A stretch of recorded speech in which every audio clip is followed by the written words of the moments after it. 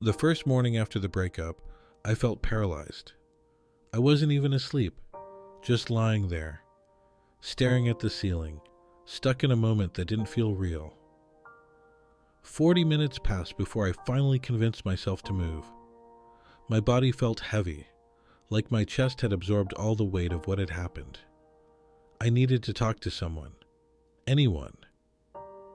But my phone stayed silent.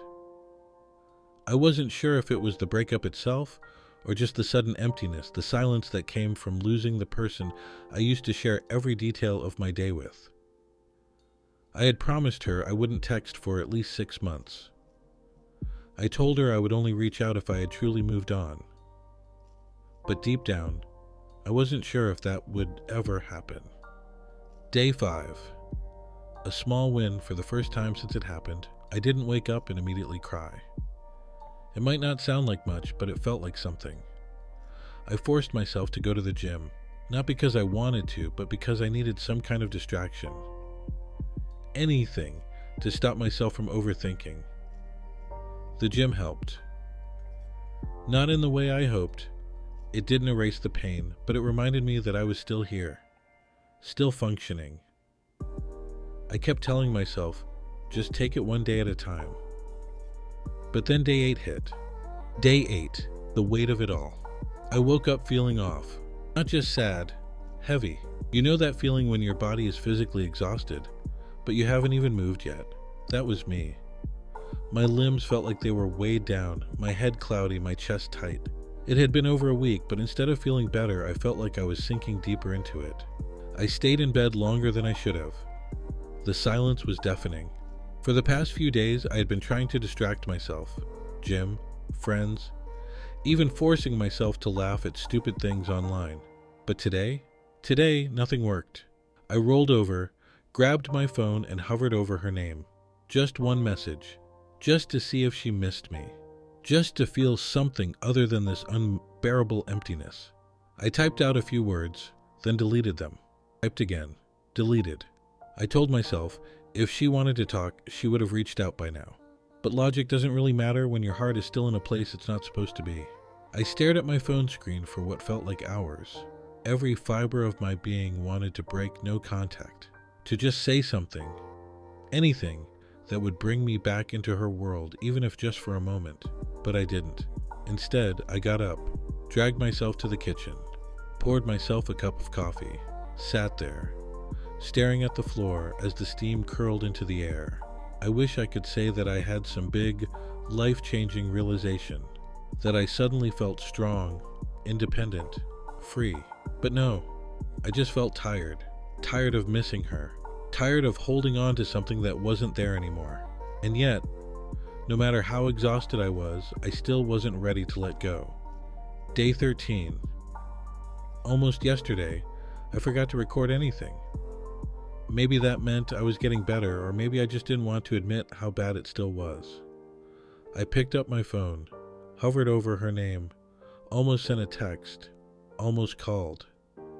I didn't. But I wanted to. I still couldn't shake the feeling that this wasn't real, that we weren't actually over, that at some point she'd change her mind. Day 23. I broke my promise. I sent her a message, just a simple "I adore you." I don't even know what I was expecting. A reply? Silence? Closure? Maybe I just wanted to remind her that I was still here, that I still cared, that I still missed her. Her reply didn't fix anything. If anything, it made things worse. It made me realize that no matter what she said, nothing would bring us back. Month 2. The roller coaster. Some days were okay. Some days I felt like I was drowning. It wasn't just about missing her. It was about missing the version of me that existed when I was with her. I kept checking her social media, looking for clues, trying to figure out if she missed me too. But all I found was emptiness. At some point, I realized I was torturing myself. But stopping? That felt impossible. Month 4. The shift. Healing wasn't a straight line.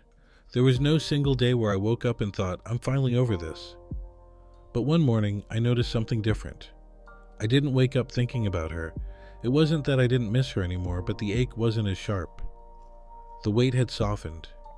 The memories still came and went, but they didn't pull me under like they used to. I started doing things for me. Not as a distraction, not to prove anything to anyone, but because I actually wanted to. I climbed more. I pushed myself harder at the gym. I read books I had put off for years. I slept through the night without waking up, expecting a message that wasn't coming. And then, one night, I scrolled through my camera roll and landed on an old picture of us. I braced myself for the usual wave of pain, but this time, it didn't come. I just stared at the photo, taking it in, and for the first time I felt grateful. Grateful for what we had. Grateful for what I had learned. Grateful that I had loved someone so deeply, even if it hadn't lasted. And that's when I knew. I wasn't waiting anymore. I wasn't hoping for her to come back. I wasn't searching for closure. I was finally, truly moving forward. Month 6. Acceptance. It took 6 months to get here, half a year of missing her, wondering what if, fighting the urge to reach out. 6 months of overanalyzing, reliving old conversations, waiting for closure that was never going to come. And then, one day, I realized I didn't need it anymore. I was in Mexico when it hit me. Standing on the beach, watching the waves roll in and out, I felt something I hadn't felt in a long time. Peace. Not joy, not excitement, not even happiness. Just a quiet, steady calm. For months, I thought moving on meant forgetting, but that wasn't true. I hadn't forgotten anything. I still remembered the way she laughed, the way she looked at me when she was truly happy. I still knew every detail of what we had. The difference was it didn't hurt anymore. The breakup had broken me, but it had also built me. It forced me to face myself, to grow in ways I never would have if I had stayed comfortable. I became stronger, more independent. I had learned how to be alone without being lonely. For so long, I thought she was my home. But now, standing here, watching the sun dip below the horizon, I finally understood I was my own home. I wouldn't erase the past. I wouldn't regret it. It was beautiful. It mattered. But now it was exactly where it belonged.